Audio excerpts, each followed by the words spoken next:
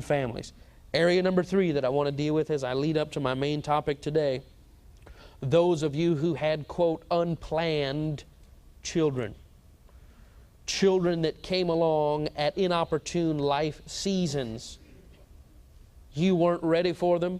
Maybe you say, Pastor, I had a child in old age and it wasn't a child of promise, it was a child of, you have got to be kidding me. And those things happen. Just when I thought it was safe to go back in the water, it happened to me. Sometimes we have children that are older, that seem to rob, when we're older, that seem to rob the freedom of our later years.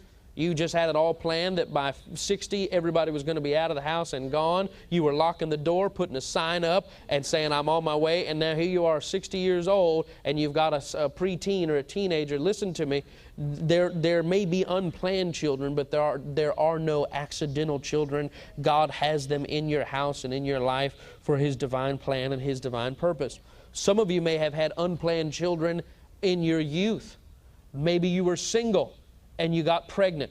Maybe you were single and you got somebody pregnant, and here you are not even thinking about these things. Of course, we know what happens when we go against the Word of God and don't do it His way. There are certain things that happen out of those things. But here's the thing. You don't need to carry a shame or a bitterness against this thing that had happened. The pregnancy may have been unplanned, but that child was purposed from the foundation of the earth, and God was full aware of your life scenario when it happened. He knew what was going to go on. He knew you guys weren't married. But listen to me, a natural law is a natural law. When a sperm connects with an egg, it puts a demand notice in heaven that says, we need a spirit down here now. Why? Because somebody just made a body. And God said, all right, here we go. And God knew from the foundation of the world. And you might have thought that was not planned, but God has put a supernatural gift inside that baby. And right now, even though it was, quote, unplanned, it did not catch God off guard. And that child is also a heritage from the Lord.